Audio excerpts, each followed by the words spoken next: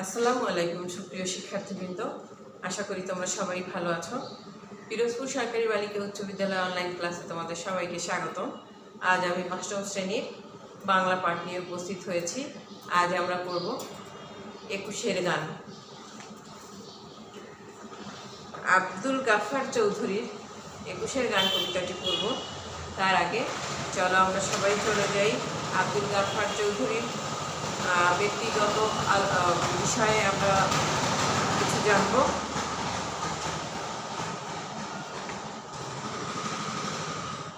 আব্দুল গাফফার চৌধুরী কথাশিল্পী, গীতিকার, প্রাবন্ধিক, কলামিস্ট হিসেবে খ্যাতিমান ছিলেন।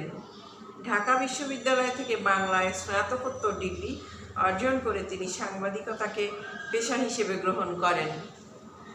সমাজমনস্ক লেখক হিসেবে ভাষা আন্দোলন, 1952 সালের ভাষা আন্দোলন এবং 1971 সালের মুক্তিযুদ্ধ চলাকালে তিনি বিশেষ ভূমিকা পালন করেন। তার রচিত উল্লেখযোগ্য শিশুতোষ গ্রন্থ হল ডান পিঠে শওকত, আধার কুঠির ছেলেটি ইত্যাদি। তিনি বাংলা একাডেমি পুরস্কার, 21 পদক, ইউনেস্কো পুরস্কার, বঙ্গবন্ধু পুরস্কার সহ বিভিন্ন পদক ও পুরস্কারে ভূষিত হন।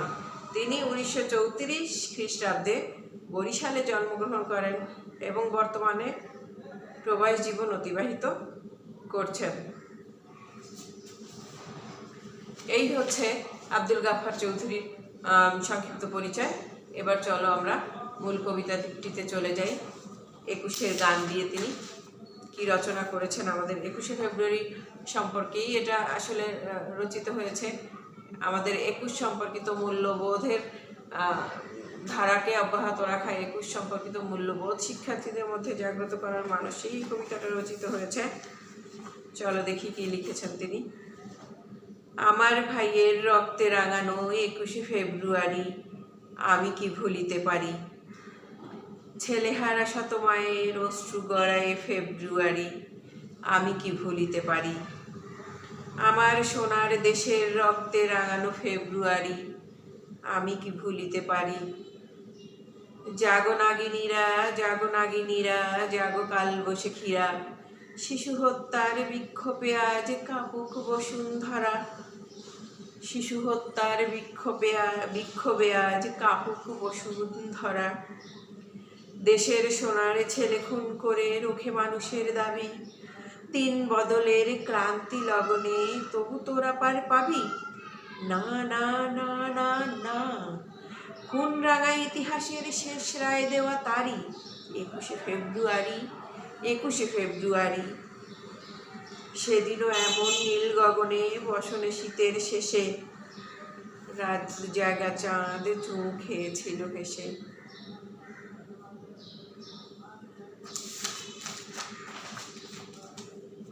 পথে পথে ফটফটে রজনীগন্ধা, অলোকনন্দা যেন। এমন সময় ঝড় এলো, এক ঝড় এলো খেপা বুনো। সেই আধারে পশুদের মুখ চেনা, তাহাদের তরে মায়ের বোনের ভাইয়ের চরম ঘৃণা। ওরা গুলি ছড়ে এদেশের প্রাণে দেশের দাবিকে রোখে, ওদের ঘৃণ্য পদাঘাত এই বাংলার বুকে। ওরা এদেশের নয়, দেশের ভাগ্য ওরা করে বিক্রয়। ওরা দেশের অন্ন বস্ত্র শান্তি নিয়েছে কারি 21শে ফেব্রুয়ারি, 21শে ফেব্রুয়ারি। তুমি আজ জাগো, তুমি আজ জাগো 21শে ফেব্রুয়ারি। আজও জালিমের কারাগারে মরে বীর ছেলে বীর নারী। আমার শহীদ ভাইয়ের আত্মা ডাকে, জাগো মানুষের সুপ্ত শক্তিকে হাটে মাঠে ঘাটে বাঁকে। দারুণ ক্রোধের আগুনে আবার জ্বালবো ফেব্রুয়ারি, 21শে ফেব্রুয়ারি, 21শে ফেব্রুয়ারি। এই হচ্ছে কবিতাটা। এখানে কবিতার চলো আমরা কিছু ব্যাখ্যা, কবিতাটার একটু ব্যাখ্যায় চলে যাই। এখানে 21শে ফেব্রুয়ারি বলতে মানুষের চেতনাকে বোঝানো হয়েছে, মানুষের জাগরণকে বোঝানো হয়েছে, মানুষকে উদ্বুদ্ধ করার প্রেরণা হিসেবে 21শে ফেব্রুয়ারিকে বোঝানো হয়েছে। চলো বলেছে যে একটা সময় ছিল যখন কি হয়েছিল, এমনি নীল গগনে শীতের শেষে কি হয়েছিল, গগনে কি হয়েছিল সেদিনে এমনি নীল গগনে বসনে শীতের শেষে রাত জাগা চাঁদ চুমু খেয়েছিল হেসে। এরকমের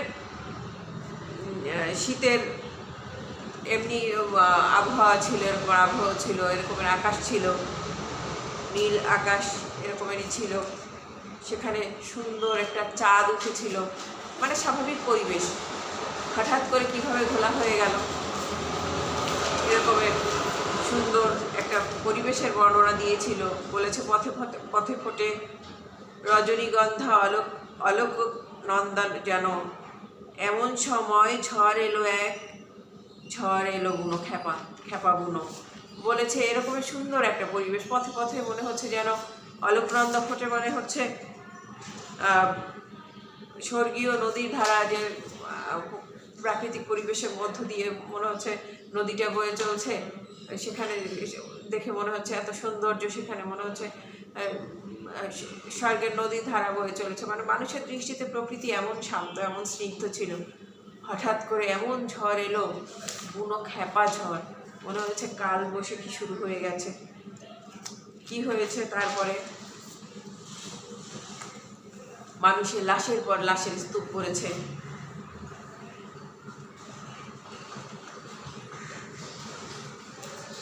কি হয়েছে? মানুষের ভাষার দাবিকে পাকিস্তানি শাসক গোষ্ঠী হঠাৎ করে এরকমের শান্ত, স্নিগ্ধ, নীরব, সৌন্দর্যমণ্ডিত এক পরিবেশের মধ্যে ঢুকিয়ে দিয়েছে। ঝড় বলতে এখানে ভীষণ বিভীষিকাময় এক পরিবেশের কথা বলা হয়েছে, যেখানে কি হয়েছে, হঠাৎ করেই বলেছে যে না, পূর্ব পাকিস্তানের মানুষ কথা বলবে উর্দু ভাষায়, তাদের ভাষার অধিকার থাকবে না, তাদের মাতৃভাষা হবে উর্দু। বাংলায় তারা কথা বলতে পারবে না, তাদের প্রশাসনিক কাজকর্ম চলবে উর্দুতে, তারা সবসময় বলবে উর্দু ভাষা। সেখানে বাংলার এই যে দামাল ছেলেরা প্রতিবাদ জানিয়েছে, বলেছে না, এটা কখনোই হতে পারে না। যখন সে জিন্নার ভাষণ যে উর্দুই হবে পাকিস্তানের একমাত্র রাষ্ট্রভাষা, তখন বাংলার আবাল বৃদ্ধ বনিতা সবাই কী করেছিল? প্রতিবাদ করেছিল, মাঠে নেমেছিল। সেই মিছিলের উপরে গুলি চালানো হয়েছিল নির্বিচারে। সেই শোকাবহ কথাটাই এখানে তুলে ধরেছে যে আমার ভাইয়ের এই যে রক্তের বিনিময়ে আমার যে ভাষার অধিকার রক্ষিত হয়েছে, এই অধিকারটা আমরা যে এখন পাচ্ছি, কিন্তু আমার ভাইয়ের সেই রক্তের দামটা কি, সেই রক্ত কি আমরা ভুলতে পারছি? যে দামে, যে মূল্যে আমি আমার ভাষাটা কিনেছি। যেন বলেছে আমার ভাইয়ের রক্তের আগামী 21 ফেব্রুয়ারি আমি কি ভুলিতে পারি। এখানে ছেলেহারা শত মায়ের অশ্রু গড়ায় ফেব্রুয়ারি আমি কি ভুলিতে পারি। অনেক মা তার সন্তানকে হারিয়েছে, সন্তানরা অকাতরে ভাষার জন্য প্রাণ দিয়েছে। আমার সোনার দেশের রক্তে রাঙানো ফেব্রুয়ারি আমি কি ভুলিতে পারি। আমার এই সোনার দেশ, আমার আমার অর্জিত এই ভাষা, এই দেশের ভাষা সবই রক্তের বিনিময়ে কেনা হয়েছে, এটাকে আমি কি কখনোই আসলে ভুলতে পারবো। বলেছে সবাইকে জেগে ওঠার, বলেছে জাগো নাগিনীরা, জাগো নাগিনীরা, জাগো কাল বৈশাখীরা। শিশু হত্যার বিক্ষোভে আজ কাপুক বসুন্ধরা, দেশের সোনার ছেলে খুন করে রোখে মানুষের দাবি, দিন বদলের ক্লান্তি লগনে তবু তোরা পার পাবি। বলেছে না না, এই খুন রাঙা ইতিহাসের শেষ রায় তারই দেওয়া ওই 21 ফেব্রুয়ারি। যতভাবেই এদেশের ইতিহাস, এদেশের ভাষার ইতিহাস মুছে দেওয়া হোক, রোখার চেষ্টা করা হোক, কিন্তু রায় হচ্ছে একটাই, যে ওই 21 ফেব্রুয়ারিতেই আমরা কি করেছি, আমাদের কি করেছি, যে ভাই হারিয়েছি, আমরা বোন হারিয়েছি, কেউ মা সন্তান হারিয়েছে, তার বিনিময়েই রায় হয়েছে একটাই, যে ওই দিনটাতেই আমরা আমাদের ভাষা কিনেছি রক্তের দামে। এখানে জেগে উঠতে বলেছে নাগিনীদের, কালবৈশাখীদের, মানে আপামোর জনসাধারণকে। নাগিনীর ফনা তুলে যেরকমের ক্ষিপ্র গতিতে আঘাত হানে, কালবৈশাখী ঝড় যেমন আসে মানুষের চিন্তারও বাইরে গতি নিয়ে আসে এবং সব চুরমার করে দেয়, এরকমের পাকিস্তানি শাসক গোষ্ঠীর তাদের সমস্ত ক্ষমতা, সমস্ত দর্পকে চুরমার করে দিয়ে নিজেদের অধিকার সংরক্ষণের কথা এখানে বলা হয়েছে। তারপরে বলেছে সেই আধারে পশুদের মুখ চেনা, তাদের তরে মায়ের বোনের ভাইয়ের চরম ঘৃণা। ওই যে পাকিস্তানি পশুরা যে অস্ত্র নিয়ে হায়নার মতো আমাদের উপরে ঝাঁপিয়ে পড়ে আমাদের সর্বস্ব কেড়ে নিতে চেয়েছিল, তাদের মুখটা আমাদের চেনা। সবাই তাদের ঘৃণা করে, আমাদের মায়ের, বোনের, ভাইয়ের ওই মুখের প্রতি চরম ঘৃণা, ওই মুখ তারা আর দেখতে চায় না। একটা সময় ছিল যখন পূর্ব এবং পশ্চিম পাকিস্তান একত্রে ছিল, একটা রাষ্ট্র ছিল। পরে তাদের এই শাসন, শোষণ এবং নিপীড়নের ফলে বলেছে যে না, এদের মুখ চেনা, এদের তরে আমাদের চরম ঘৃণা, আমরা আর এদের চাই না। সেটা ভাষা আন্দোলন থেকে শুরু হয়েছে এবং ৭১-এ তার চরম পরিণতি লাভ করেছে এবং বাঙালিরা আলাদা হয়ে স্বাধীন রাষ্ট্র গঠন করেছে।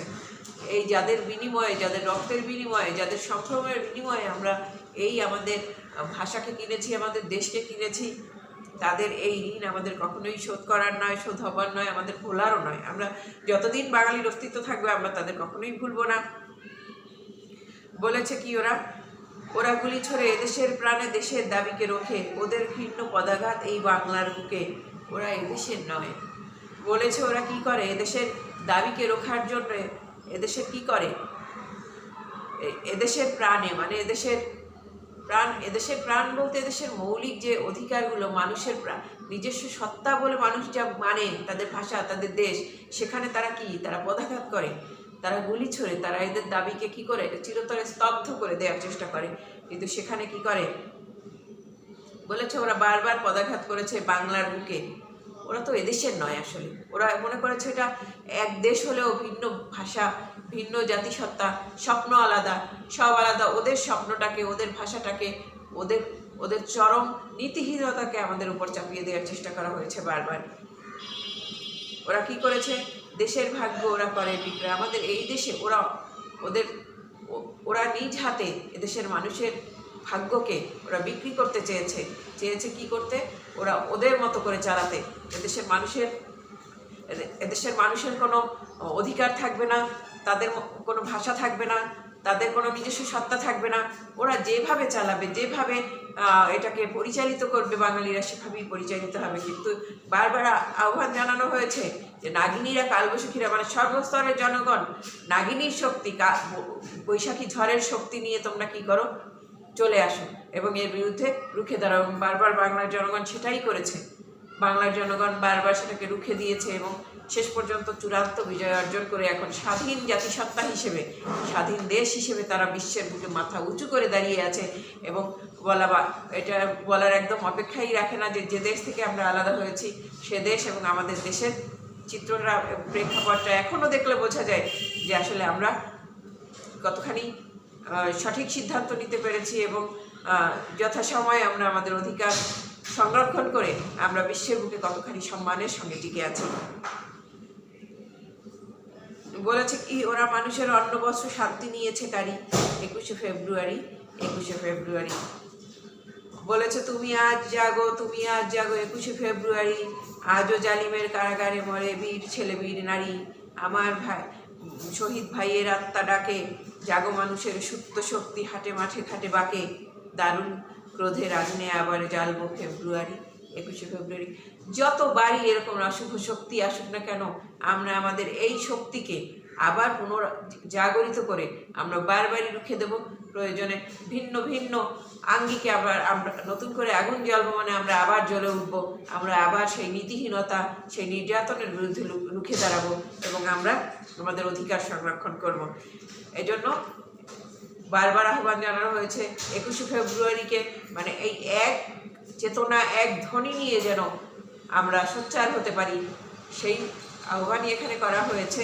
এবং কবি শুরু থেকে শেষ পর্যন্ত কবিতায় পশ্চিম পাকিস্তানি শাসক গোষ্ঠীর দমন পীড়নের বিরুদ্ধে বাঙালিরা কীভাবে সোচ্চার হয়েছে, তাদের অধিকার কীরকম করে সংরক্ষণ করেছে, একটা সুস্থ স্বাভাবিক পরিবেশকে কীভাবে তারা ভয়ানক এক নারকীয় পরিবেশে রূপান্তরিত করেছে এবং সেখান থেকে এই যে এক ডাকে সবাই সাড়া দিয়ে উঠে এসে সবাই যেভাবে তাদের অধিকার সংরক্ষণ করেছে, এইভাবে যেন চিরজীবন তারা কি করতে পারে, বাংলার অধিকার সংরক্ষণে সচেষ্ট হতে পারে, সেই আহ্বানই জানানো হয়েছে। এবং শিক্ষার্থীদের সেই প্রেরণা জাগরণের লক্ষ্যেই এই রচনাটা লেখা হয়েছে।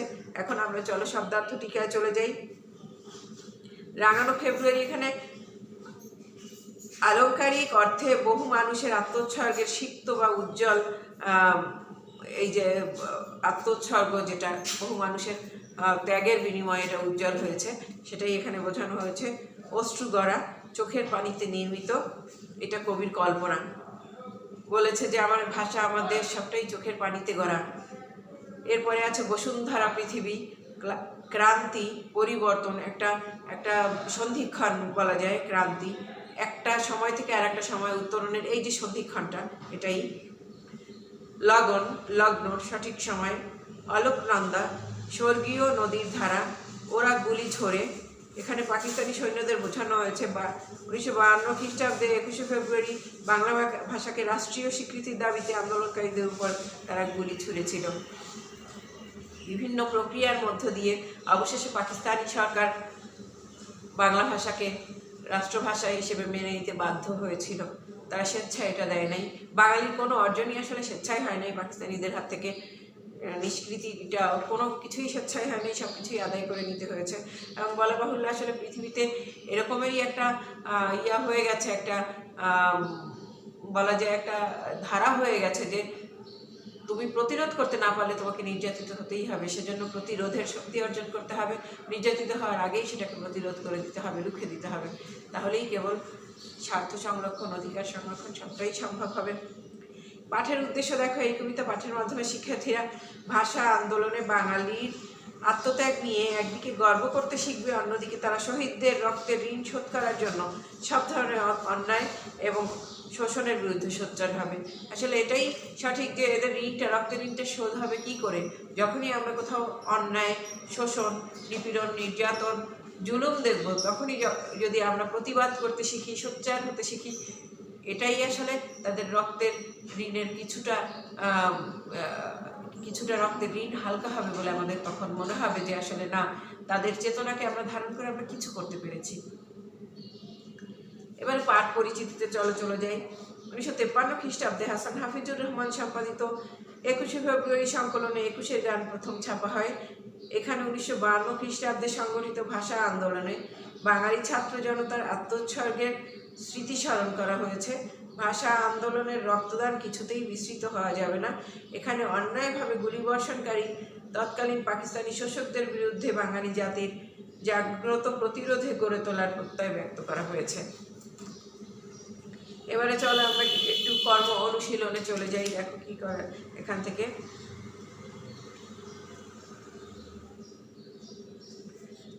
এখানে জ্ঞানমূলকে হতে পারে যে 21-এর গান কবিতাটি কোন শহীদদের স্মরণে লেখা হয়েছে, মানে এটা কি ভাষা, ওখানে শহীদ তো 21শে ফেব্রুয়ারিতেও শহীদ হয়েছেন, 71-এও শহীদ হয়েছেন, তাহলে কোন শহীদদের স্মরণে লেখা হয়েছে আমাদের সেটা এভাবে প্রশ্ন আসতে পারে। এটা ভাষা শহীদদের স্মরণে লেখা হয়েছে। তারপরে প্রশ্ন হতে পারে 21-এর গান জ্ঞানমূলক প্রশ্নের ক্ষেত্রে খেয়াল করো, কত খ্রিস্টাব্দে প্রকাশিত হয়, কোন পত্রিকায় ছাপা হয়, এটা হতে পারে। আরও অনেক কিছু হতে পারে। ক্রান্তি শব্দের অর্থ হতে পারে অলোকনন্দা বলতে এখানে লগন শব্দের অর্থ কী, তারপরে অলোকনন্দা বলতে কী বোঝানো হয়েছে, হতে পারে এটা। এরকম আর অসংখ্য প্রশ্ন হতে পারে জ্ঞানমূলক। অনুধাবনমূলকে হতে পারে সেই আধারে পশুদের মুখ চেনা দ্বারা কি বোঝানো হয়েছে। আরও এরকমের অসংখ্য প্রশ্ন হতে পারে। আমার শহীদ ভাইয়ের আত্মা ডাকে বলতে কি বোঝানো হয়েছে। এর মধ্যে থেকে এরকম অসংখ্য প্রশ্ন হতে পারে। তারপরে যেটা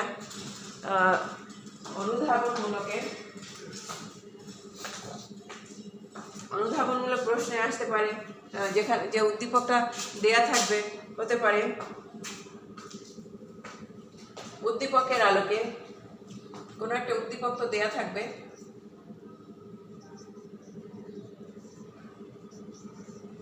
উদ্দীপকের আলোকে 21-এর গান কবিতার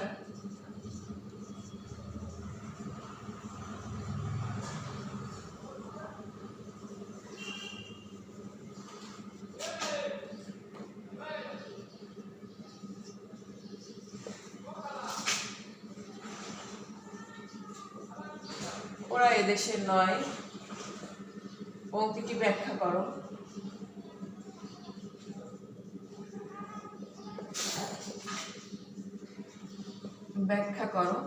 এরকম আর অসংখ্য প্রশ্ন হতে পারে।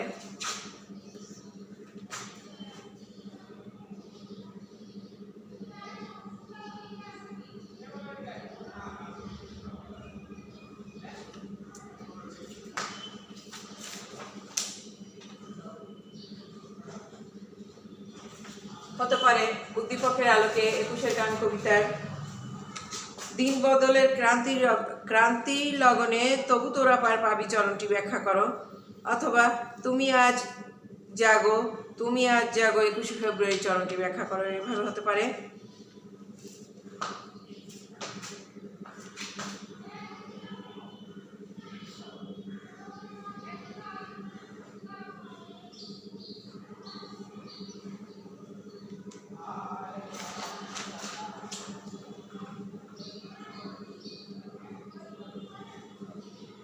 অথবা উচ্চতর দক্ষতার ক্ষেত্রে হতে পারে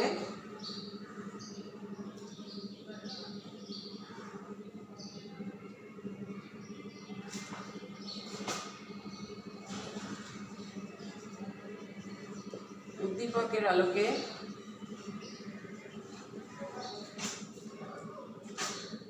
একুশের গান কবিতার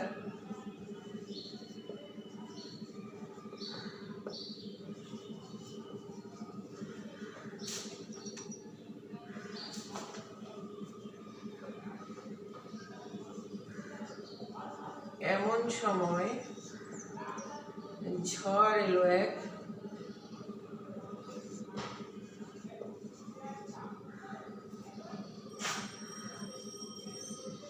ঝড় এলো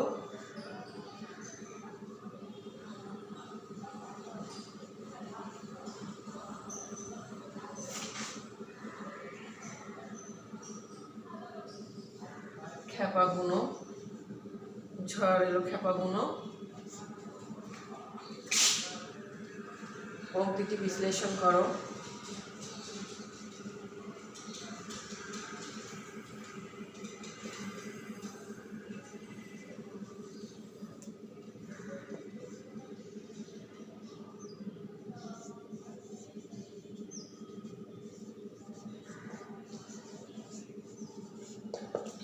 অথবা হতে পারে উদ্দীপকের দৃশ্যপটের সাথে একুশের গান কবিতার দৃশ্যপট এক ও অভিন্ন, বিশ্লেষণ করো। এরকমের আরও নানাবিধ প্রশ্ন হতে পারে। সুপ্রিয় শিক্ষার্থীবৃন্দরা, আশা করছি তোমরা এ পর্যন্ত বুঝতে পেরেছ। তোমরা বাসায় এই যেটুকু তোমাদের পড়ানোর চেষ্টা করলাম সেটুকু তোমরা একটু নিজেরা পড়বে, এবং যে কর্ম অনুশীলনগুলো বইয়ে ছোট ছোট সংক্ষিপ্ত আকারে দেওয়া আছে, শব্দার্থ টিকা যেগুলো পড়ালাম সেগুলো তোমরা একটু দেখে নিও। আশা করি তোমরা কিছুমাত্র হলেও উপকৃত হবে। আগামী ক্লাসে আবার তোমাদের সঙ্গে দেখা হবে। সে পর্যন্ত ভালো থাকো। আল্লাহ হাফেজ।